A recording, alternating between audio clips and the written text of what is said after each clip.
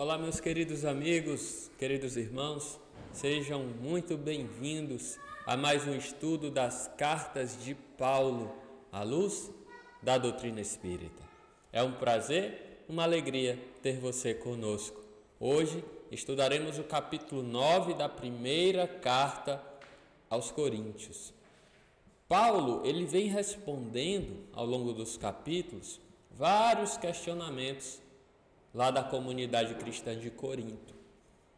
Já falou sobre virgindade, casamento, celibato.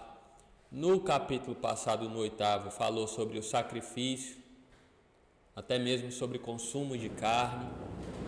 Agora, no capítulo 9, ele vai falar sobre a sua própria vida. Paulo vai falar sobre seus direitos, sobre seus deveres, porque ele foi questionado sobre isso. Ele vai dar testemunho através da sua exemplificação. Ele vai esclarecer os irmãos de Corinto através da sua própria vida, da sua vivência. São 27 versículos nesse capítulo. Temos 3 mensagens do Emmanuel inseridas em versículos deste capítulo, que nós vamos lê-las, passar as referências, e convido você a esse estudo que nos alegra o coração e que nos engrandece o conhecimento. Vamos lá. Capítulo 9, primeira carta aos Coríntios. O uso que Paulo faz de sua liberdade e direitos. Paulo começa da seguinte forma: não sou livre? Não sou apóstolo? Não viu Cristo Jesus, nosso Senhor? Não sois vós obra minha no Senhor? Então Paulo já começa com perguntas retóricas. Ora, eu sou livre. Eu sou um apóstolo do Cristo porque eu vi o Cristo. Eu cumpro uma missão em nome do Cristo e como prova disso estão vocês mesmos. Está a igreja de Corinto, que eu fundei. Então vocês mesmos são a prova da minha obra no Senhor. E se para outros não sou apóstolo, para vocês, ao menos, eu sou. Porque vós sois o selo do meu apostolado no Senhor, a minha obra no Senhor.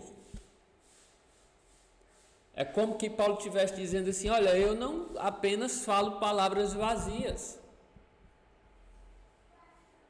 eu faço obras. A própria igreja de Corinto é o meu selo, como tantas outras igrejas, que Paulo fundou. Esta é a minha defesa para com os que me condenam. Aí ninguém pode falar mais nada, Porque ele está baseado em suas obras e não apenas em palavras. Porventura não temos nós direito de comer e de beber? Acaso não podemos andar acompanhados por uma crente como esposa, assim como também os outros apóstolos e os irmãos do Senhor e Cefas? O que Paulo está dizendo? As pessoas algumas pessoas, estavam ali questionando a autoridade moral de Paulo. Paulo não pode fazer isso. Se é servo do Senhor, apóstolo, não pode fazer aquilo. Aí Paulo diz: não, eu sou livre, eu sou apóstolo, eu faço obras, eu fundo igrejas. Agora, por causa disso, eu não posso nem comer nem beber. Se eu quisesse, eu poderia ter uma esposa, como outros apóstolos tiveram, irmãos do Senhor, como Cefas tem. Ou só eu e Barnabé não temos o direito de fazer isto? Porque eram tidos como santos, aí a pessoa que é santa, a gente acha que não pode fazer tal coisa, não pode casar. Com a nossa visão ainda estreita, Inclusive, isso faz parte da liberdade. Você fazer o que convém fazer com consciência, com retidão. Então, Paulo está dizendo, não, eu posso. Barnabé pode. Quem jamais milita à sua própria custa? Quem planta uma vinha e não come de seu fruto? Quem apacenta um rebanho e não se alimenta do leite do rebanho? Então é muito natural que você pratique, que você faça alguma obra e que você colha os frutos desta obra. E aí o Espiritismo vem nos dizer que seja nessa existência ou seja em outra, nós vamos sim, em algum momento, colher os frutos do nosso trabalho. Isso é natural. Paulo está dizendo aqui. Quem planta uma vinha e não come de seu fruto? Porventura, digo isso como homem? Ou não diz a lei também o mesmo? A lei lá do Velho Testamento?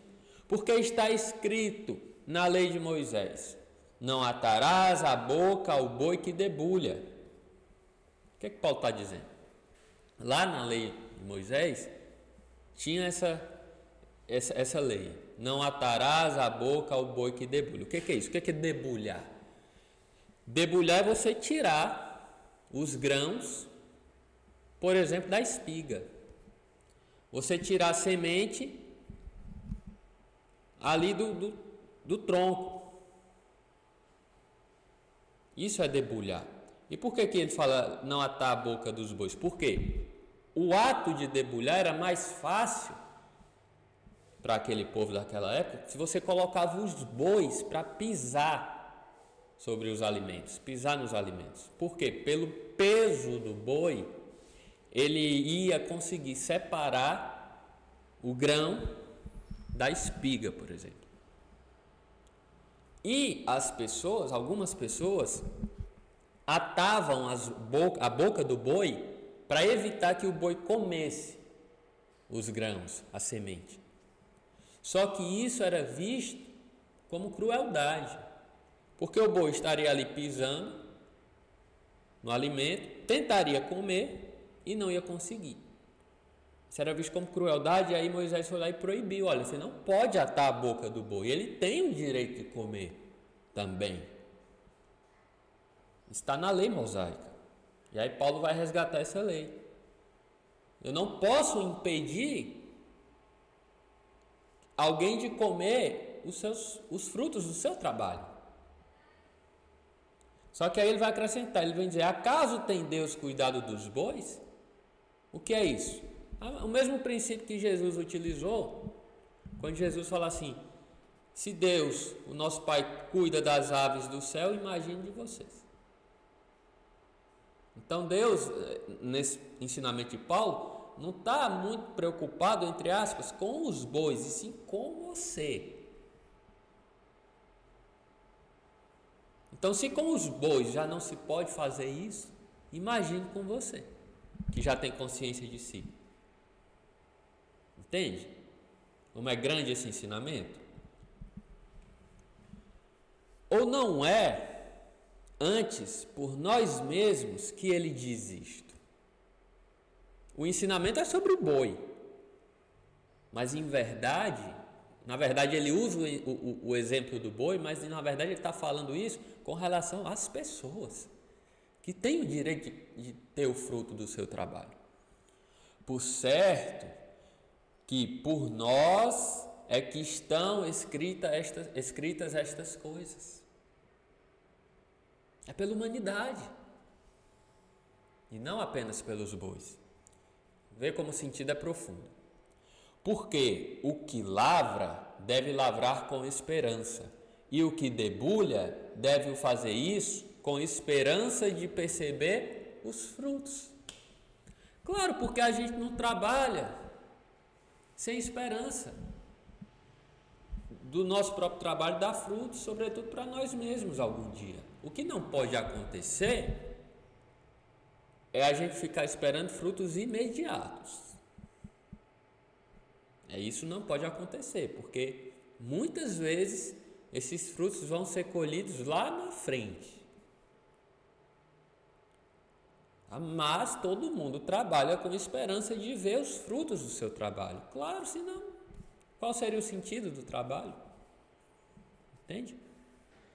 Se nós vos semeamos dádivas espirituais, será muito que de vós colhamos as carnais?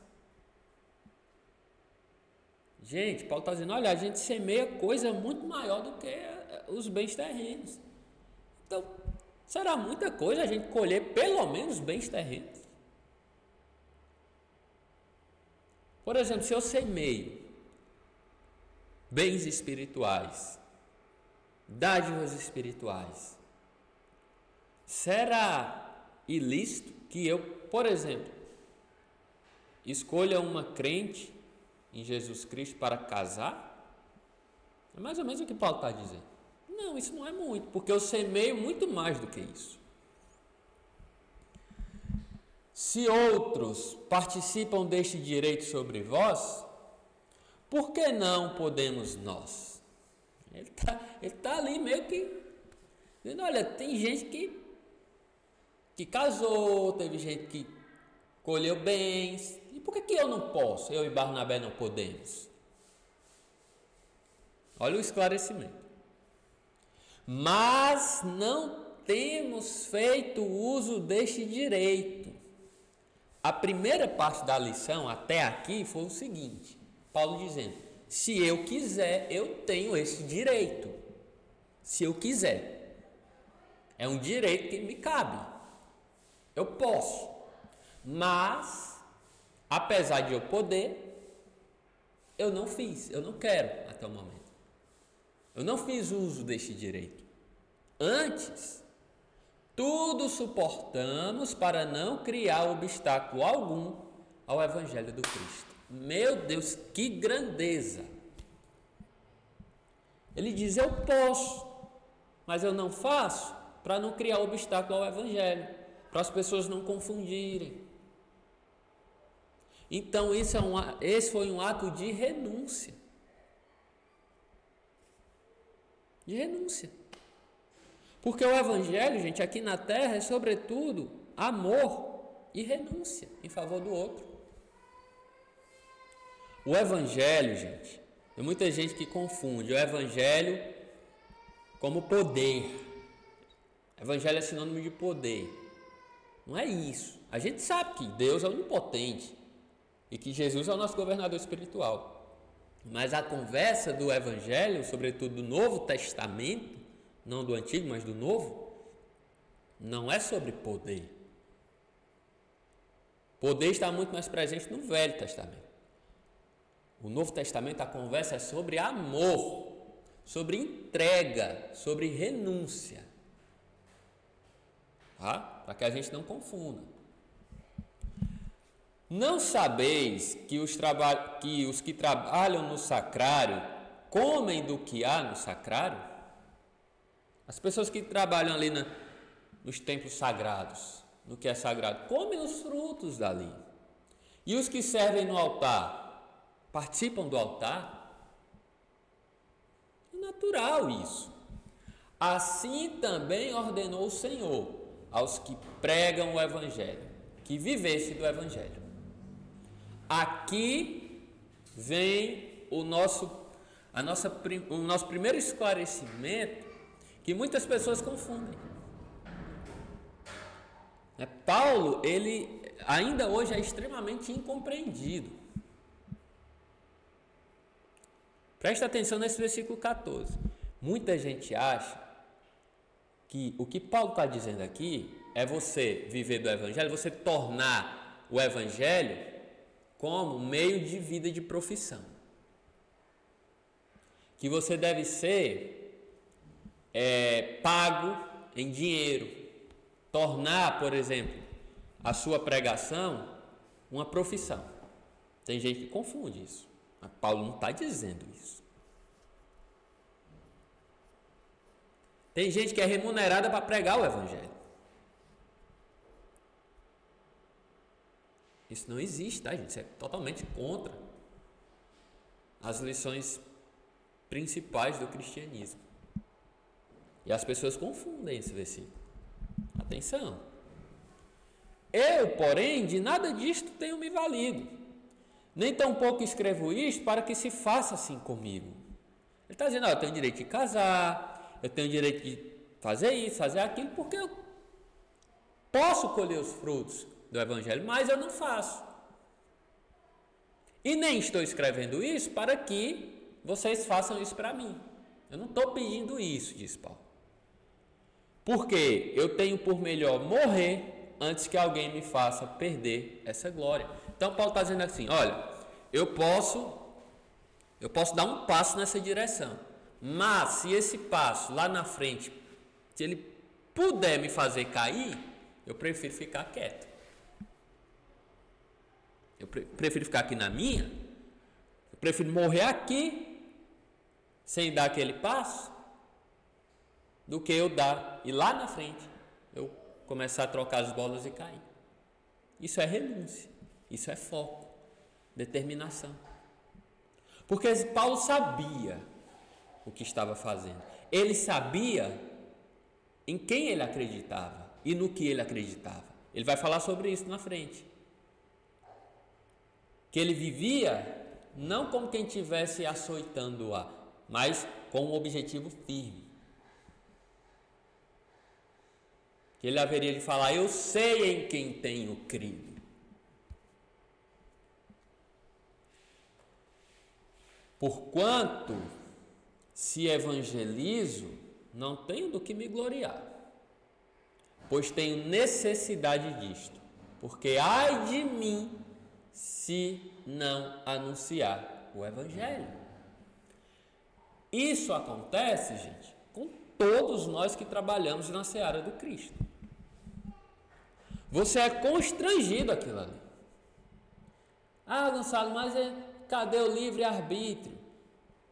O livre-arbítrio, gente, você tem seu livre-arbítrio, você pode dizer, não quero. Mas pelo não querer, você vai colher as consequências da sua omissão. Porque o trabalhador do Cristo fez a sua escolha antes de reencarnar. Ele disse, eu quero ser um trabalhador do Cristo. Ali estava o seu livre-arbítrio. Aí chega aqui na Terra, você é constrangido. E se você não fizer, você vai colher consequências bem amargas. Graças a Deus. Paulo diz aqui,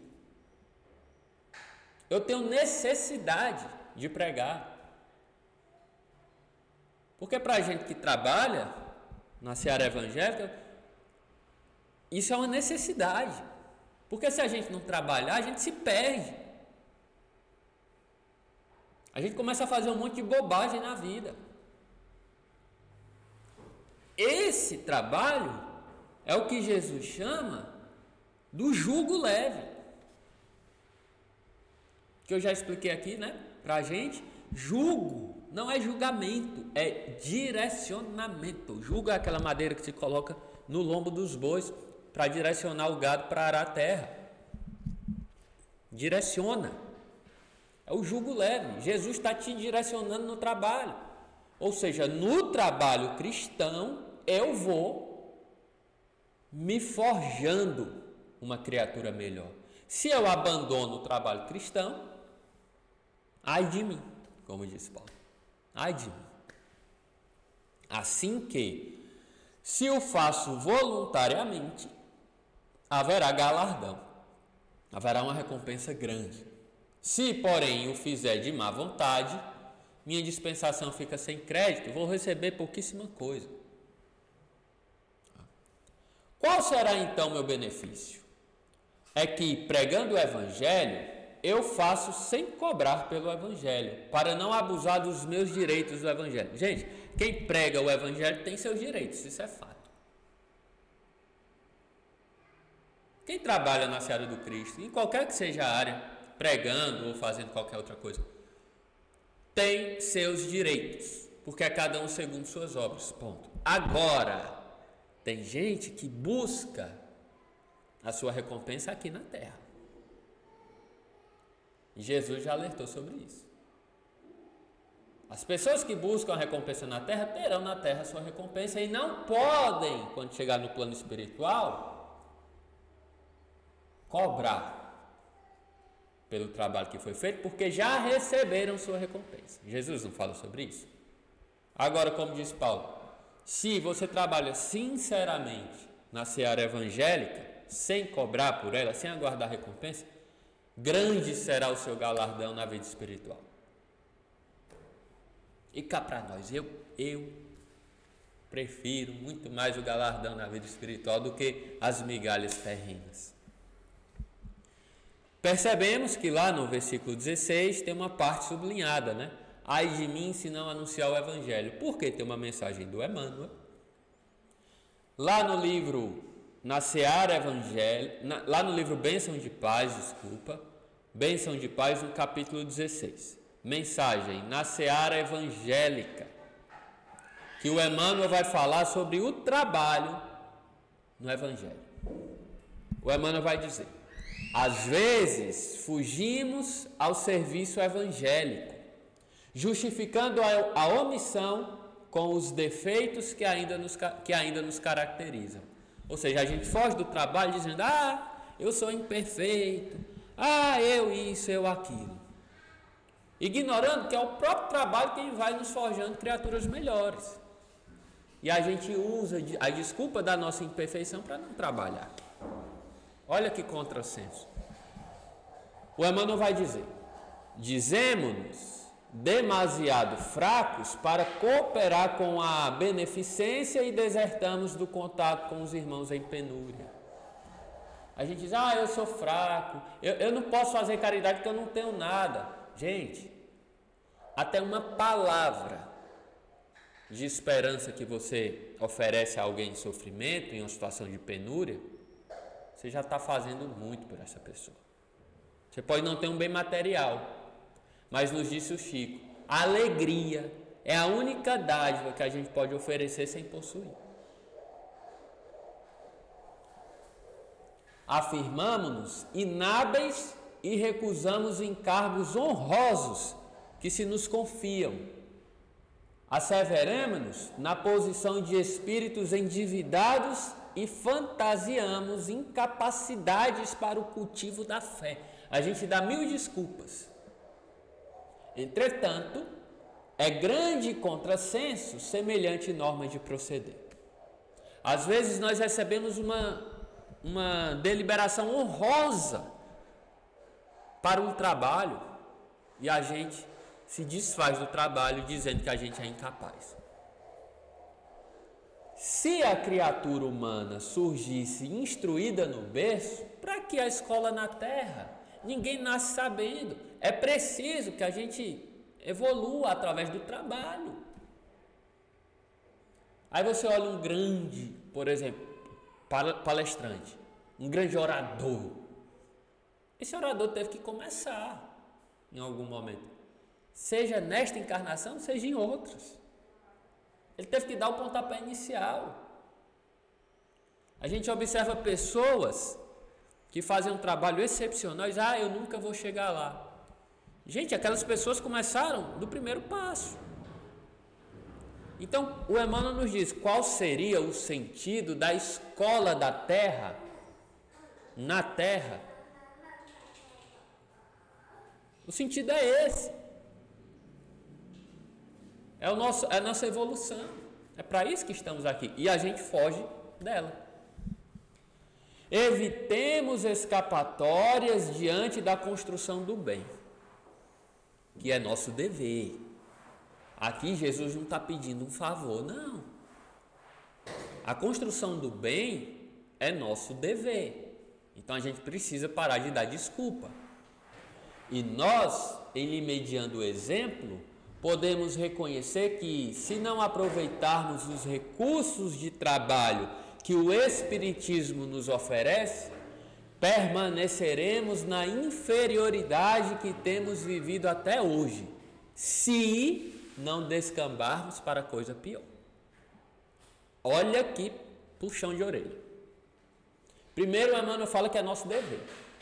Depois ele vem dizer que os recursos de trabalho que o Espiritismo oferece são recursos imensos, uma graça imensa para que a gente cresça. Porque se a gente olvidar isso, se a gente abandonar isso, a gente vai permanecer na nossa inferioridade, se a gente não for para coisa pior.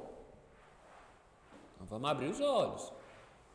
Se eu não me engano, não, é o Emmanuel que também diz isso em outra oportunidade.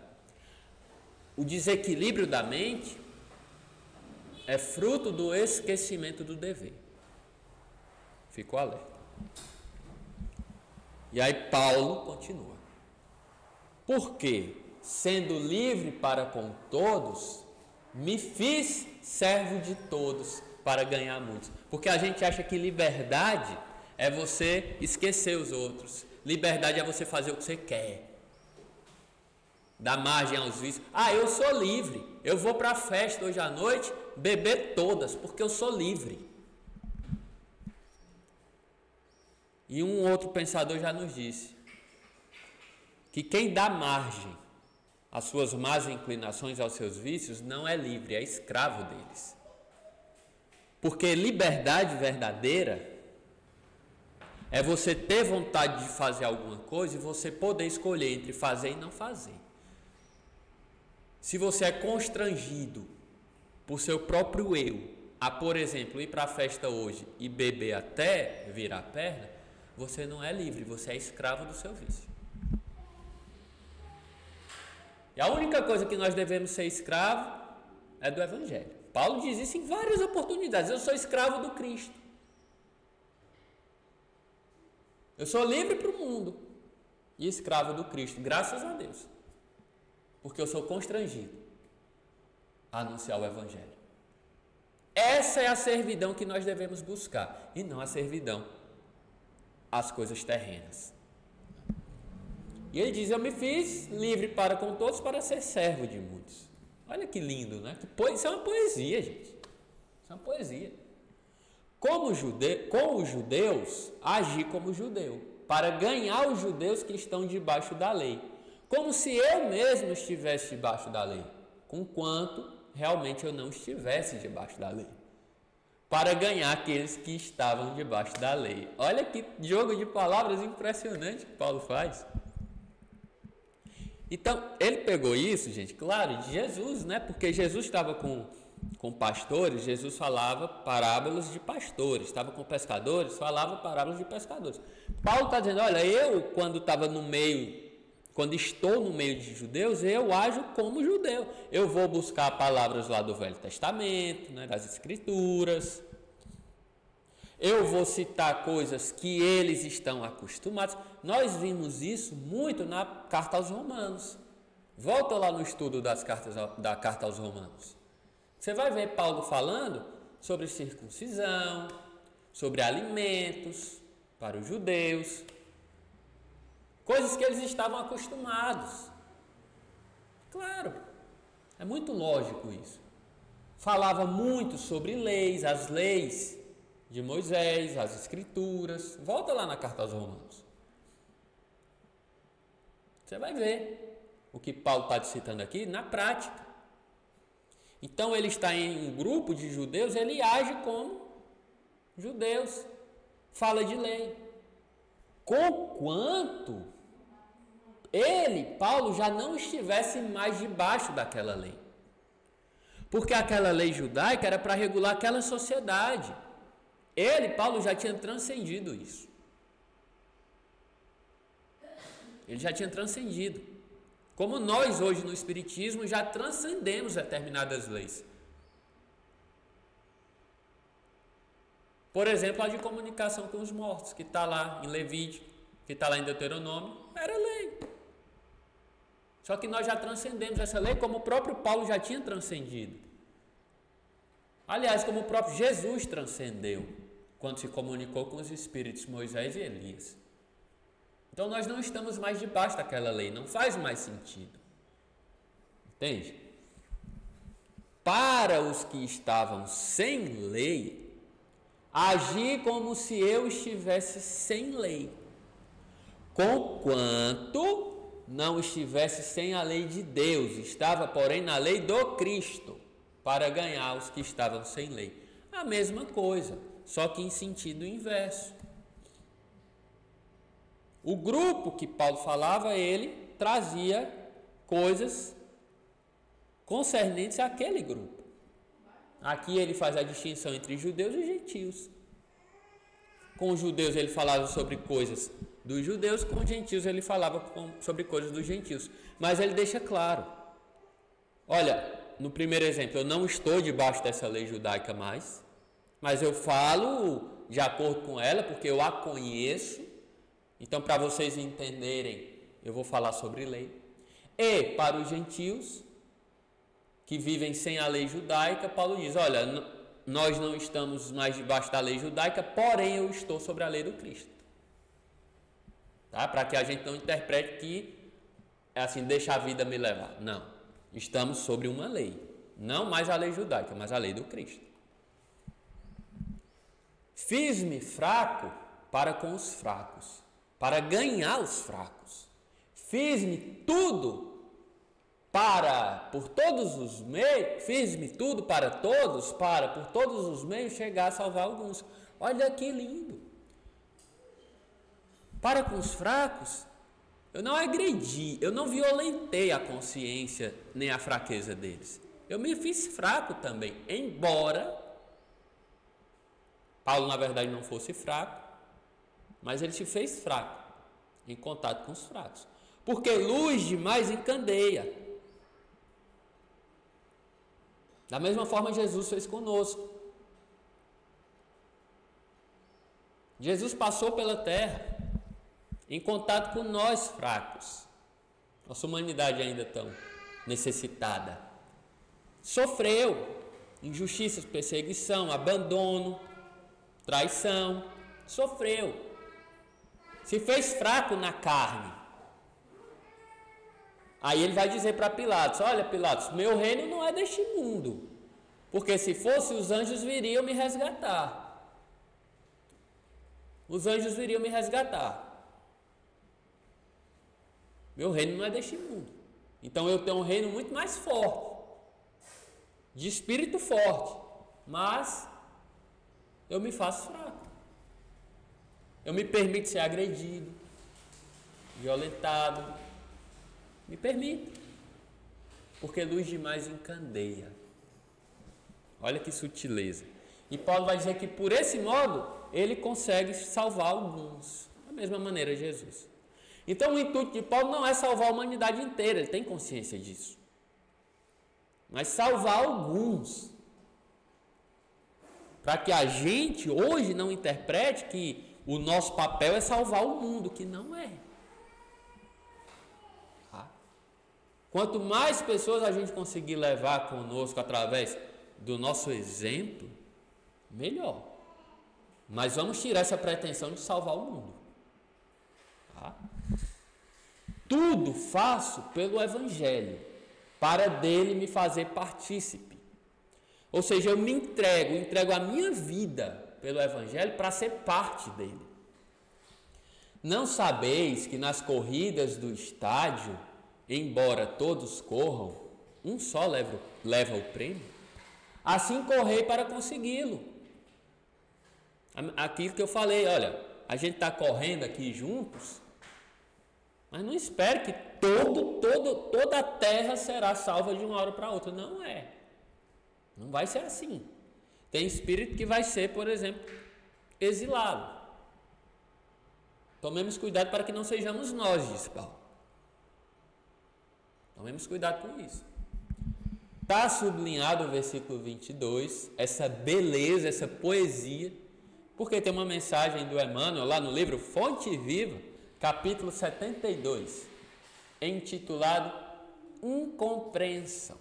E aí o Emmanuel vai nos dizer: a incompreensão indiscutivelmente é, assim como a treva perante a luz. Entretanto, se a vocação da claridade te assinala o íntimo, prossegue combatendo as sombras, nos menores recantos de teu caminho. Ele faz uma comparação aqui muito clara. A incompreensão é a treva perante a luz. No entanto, se você já possui um pouco de claridade, combate esta treva. Está lá no teu recanto mais íntimo. Prossegue combatendo, né? Não te esqueças, porém, da lei do auxílio e observe-lhe os princípios ante a ação. O Emmanuel vai nos falar agora sobre como nós devemos combater as trevas. Ele vai nos falar sobre a lei do auxílio, que é isso que a gente comentou há pouco, de poder cooperar para a elevação dos irmãos, mas tem uma maneira de fazer isso. Não é de todo jeito. Não é violentando, não é querendo salvar o mundo, não é assim. Tem um princípio, tá? O Emmanuel vai nos dizer: não te faças demasiado superior diante dos inferiores, ou excessivamente forte perante os fracos. Luz demais encandeia, tá? Não clames, pois, contra a incompreensão, usando inquietude e desencanto, vinagre e fel. Isso aqui, gente, a gente ainda está aprendendo a fazer, tá? Quando a gente é incompreendido, às vezes a gente fica amargurado, né? Desencantado, descrente. Ah, fulano não me compreende. Mas o Emmanuel nos alerta. Quando isso acontecer, não fique desencantado, não fique amargurado. Não destile fel, porque você está sendo incompreendido. Que seria de nós se Jesus não houvesse apagado a própria claridade, fazendo-se à semelhança de nossa fraqueza, para que lhe testemunhássemos a missão redentora? Que seria de nós se Jesus não tivesse vindo para passar, por exemplo, pela lição da cruz, pelo madeiro infame? Qual seria a base que nós teríamos? De perdão, de renúncia, de humildade. Qual seria a base? Então Jesus precisou se apagar, se fazer fraco diante dos homens, para que hoje a gente tenha um norte a seguir. Aprendamos com ele a descer, auxiliando, sem prejuízo de nós mesmos. Olha só. Porque Jesus veio, sofreu o que sofreu, mas não se perturbou. Entende? Então a gente tem que auxiliar, a gente tem que descer, a gente tem que se apagar em contato com irmãos ainda mais frágeis do que nós, mas nós não podemos nos prejudicar. Tá? Não podemos.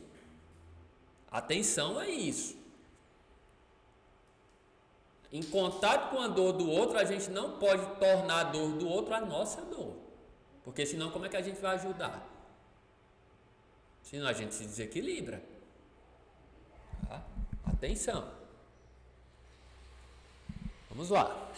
E nesse sentido, não podemos esquecer a expressiva declaração de Paulo de Tarso, quando afirma que, para a vitória do bem, se fez fraco para os fracos, fazendo-se tudo para todos, a fim de, por todos os meios, chegar a erguer alguns. Nós temos na literatura espírita, sobretudo na obra de Chico Xavier, exemplos de renúncia que perduram por várias reencarnações. Então, às vezes eu estou tentando auxiliar um coração amado e aquele coração ainda se mostra endurecido e eu me desespero. Mas a obra, gente, de erguimento, por exemplo, de um espírito, demora várias vidas. Nessa eu posso ajudar a erguer um, o outro não. Mas aquele que não foi erguido nessa poderá ser na próxima. mediante alguns sofrimentos que vai passar, alguns aprendizados, algumas experiências. E se eu amo verdadeiramente aquele coração, eu vou estar lá para auxiliá-lo quando ele der abertura para isso. É por isso que nós precisamos internalizar a noção de que nós somos espíritos imortais. De que o que não foi feito nessa será feito em outro. Isso nos dá serenidade, calma, esperança. E aí os últimos versículos desse capítulo, Paulo vai dizer: todo aquele que luta numa competição, de tudo se abstém, faz renúncias. O atleta faz renúncias. Se eu quero correr uma maratona, eu tenho que treinar. Eu tenho que cuidar da minha alimentação. Eu tenho que ter disciplina. E o faz, certamente, por alcançar uma coroa corruptível, né? Se eu vou participar de uma maratona, eu me disciplino, corpo e mente, para correr a maratona. No entanto, eu estou objetivando algo corruptível. Só que Paulo diz o seguinte: nós que nos disciplinamos pela causa do Evangelho, nós, porém, fazemos por uma coroa incorruptível. Uma coroa que vai ser imorredora e não um prêmio passageiro. Então, se vale a pena eu correr, eu me disciplinar por algo que é corruptível, imagine o que eu não devo fazer por algo que é incorruptível, que é o galardão da vida espiritual. Eu, por minha parte, assim corro, não como na incerteza. Será que eu vou colher isso? Será que vai dar certo? Não. De tal modo combato, não como açoitando porque diz Paulo, eu combato com certeza de que eu vou chegar lá. Eu combato com a certeza do que eu estou combatendo. Ele vai dizer, eu sei em quem eu tenho crido. Eu não acho que Jesus é uma figura distante. Talvez eu encontre Jesus algum dia. Não. Paulo tem a certeza de que vai encontrar Jesus Cristo, nosso Senhor. Ele não combate por algo pueril, não. Ele combate por algo palpável. De quem tem certeza da vida espiritual. De que quem tem certeza de que isso aqui é só uma passagem. Olha que lindo. Não combato como se eu estivesse açoitando o ar. Não, eu combato por algo palpável. Que é o que falta nos cristãos hoje. O cristão de hoje, do século XXI, não tem mais certeza na imortalidade da alma. Não tem.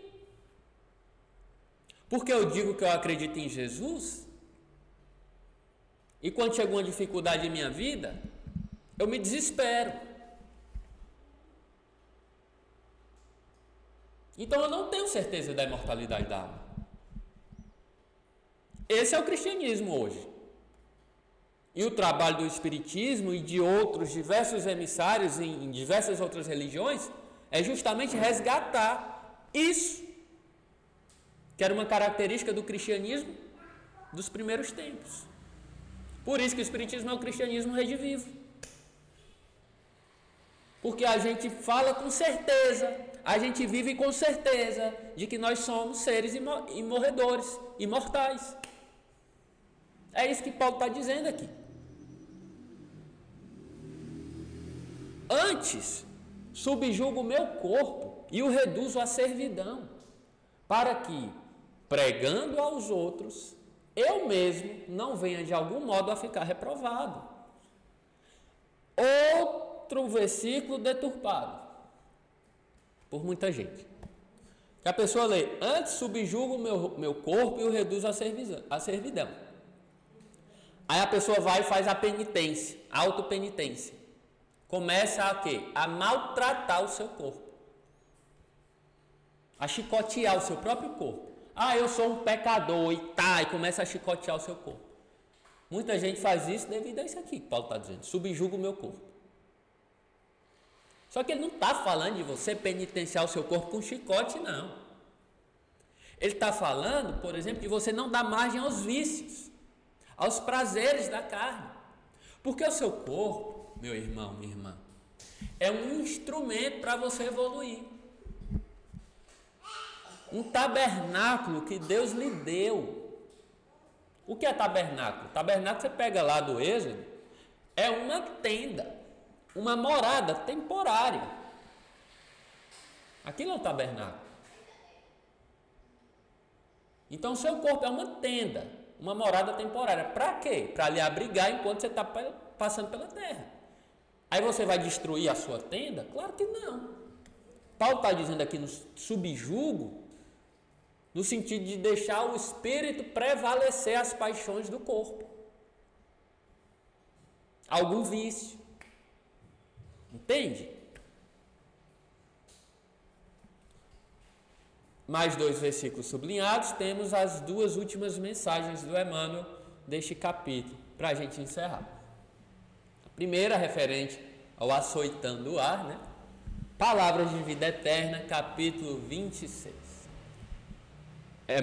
Emmanuel vai nos dizer: hoje, como ontem, milhares de aprendizes da Boa Nova gastam-se inutilmente através da vida agitada, asseverando-se em atividade do Mestre, quando apenas simbolizam números vazios de quadros de precipitação. Possuem planos admiráveis que nunca realizam. Então, você servir a Jesus não significa apenas movimento, tá, gente? Tem gente que se movimenta em 1000 áreas, em 1000 campos de trabalho, mas que na verdade estão produzindo apenas números vazios, porque não produzem de acordo com a essência do cristianismo. Por isso que o Emmanuel vai dizer em outra oportunidade que o trabalho para o Cristo não é só trabalho, é trabalho, servir. Você pode fazer o que for, o seu papel pode ser aqui na entrada do centro espírita, distribuir mensagens, distribuir água, dar boas-vindas. O seu papel pode ser fazer uma palestra, o seu papel pode ser limpar o chão, o seu papel pode ser trabalhar na mediúnica, não interessa. O que interessa é você trabalhar com o intuito de servir, senão vai ficar número vazio. Não é o tamanho do trabalho, mas a qualidade do trabalho. Recebem os problemas que o mundo lhes oferece buscando o escape mental. Expressam-se acalorados em questões de fé, alimentando dúvidas íntimas quanto à imortalidade da alma. Olha só. Às vezes um palestrante fala com assim uma força, mas lá dentro de si ele tem dúvida sobre a imortalidade da alma. Então não é a altura da voz, não é a qualidade das palavras, o português bem dito, não é isso que vai contar. É o que você traz lá dentro. Porque as pessoas podem até dizer, que palestrante excepcional. Mas a espiritualidade vai estar vendo, fala bem, mas lá dentro tem dúvida do que fala. Tem dúvida sobre o que diz. Então, evangelho, gente, pede sinceridade. Tá? Clamam, acusam, projetam, discutem, correm, sonham. Mas, visitados pela crise que afere em cada espírito, olha só, todo mundo passa pelas crises que aferem os valores que acumulou em si próprio. Crise é sinônimo de prova, tá bom? Se você está passando por uma crise em tua vida, seja em que área for, é uma prova que vai aferir os valores que você acha que adquiriu diante da vida eterna. Vacilam, desencantados, nas sombras da incerteza, e, quando chamados pela morte do corpo à grande renovação, reconhecem aflitos que em verdade estiveram na carne, combatendo improficuamente, como quem passa pela terra açoitando o ar. Meu Deus, que lindo, né? Se não fosse trágico. Aquilo que a gente estava comentando há pouco. O cristão, ou melhor, o que se diz cristão, mas que na verdade tem dúvida referente à imortalidade da alma. O que se diz cristão, mas quando chega uma prova, uma crise na vida, vacila, duvida da bondade celeste, duvida que é um espírito imortal. E aí passa pela vida açoitando o ar. E a última mensagem, referente ao versículo 27, está lá no livro Pão Nosso, capítulo 158. Governo interno. Está nesse livro aqui, ó. Pão Nosso, capítulo 158. Que faz referência àquilo que Paulo falou de subjugar o corpo. Tá? E aí o Emmanuel vai dizer: efetivamente, o corpo é miniatura do universo. O Espiritismo nos diz isso: o que está no micro está no macro. É imprescindível, portanto, saber governá-lo. É indispensável esteja cada homem em dia com o governo de si mesmo. Aquilo que Paulo chamava de o bom combate, o que o Espiritismo chama de reforma íntima. De você não dar vazão aos seus vícios, por exemplo. O governador supremo do corpo é o espírito, diz o Emmanuel, no cosmos celular. Então eu não posso, está no Evangelho segundo o Espiritismo, eu não posso, por exemplo, culpar o meu corpo pela minha agressividade. Ah, eu sou agressivo porque o meu corpo é assim. Não, porque o que rege o corpo é o espírito. O Evangelho segundo o Espiritismo vai nos dizer que não pode um corpo, não pode uma agressividade ser produto do corpo, e sim do espírito. E que eu posso até mesmo estar num corpo linfático, num corpo fraco. Mas se eu sou um espírito agressivo, eu vou demonstrar minha agressividade por outros meios. Pode não ser pelo corpo, mas às vezes por expressões. É isso que o Emmanuel está dizendo. O espírito é o governador do corpo.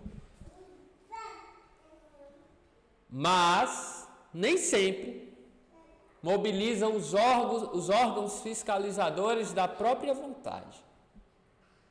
Então, eu governo o meu corpo, mas eu não fiscalizo. Tá? E as zonas inferiores continuam em antigas desordens, se eu deixo correr frouxo. Não lhes importando os decretos renovadores que não hostilizam nem executam. Se eu digo assim, eu vou ser uma pessoa mais calma. Porém, se eu não fiscalizo, aquela calma que eu almejo, ela nunca vai efetivamente se fazer presente, porque eu preciso fiscalizar, combater a minha agressividade. Em se verificando semelhante anomalia, passa o homem a ser um enigma vivo, quando se não converte num cego ou celerado. Então, eu quero uma coisa, mas eu nunca chego àquela coisa, porque eu não tenho disciplina, eu não governo o meu corpo. Quem espera vida sã, sem autodisciplina, não se distancia muito do desequilíbrio ruinoso ou total. O problema, fundamentalmente, é de vontade forte para conosco e de boa vontade para com nossos irmãos. Então, o Emmanuel resume tudo. Ele diz, olha, o problema da vigilância que Jesus falou, né? Da oração, da vigilância, do autogoverno, do conhece a ti mesmo, do bom combate, da reforma íntima, não é um problema externo. Eu não sou assim por causa do meu esposo, por causa da minha esposa, por causa da minha mãe. Não, o problema não é esse. O problema é de vontade forte para conosco e de boa vontade para com os irmãos. Olha que capítulo, hein, Eduardo? Que capítulo! Muito forte esse capítulo 9, viu? E aí terminamos o estudo com esta frase que está lá no versículo 26, que a gente leu há pouco. De tal modo combato, não como açoitando o ar, mas como alguém que sabe pelo que está combatendo e de que sabe onde quer chegar e onde vai chegar. Meus amigos, foi uma alegria estarmos juntos. Nos veremos no estudo da próxima semana com o capítulo 10 da primeira carta aos Coríntios. Um grande abraço, tenha uma excelente semana, que Jesus te abençoe. Tchau!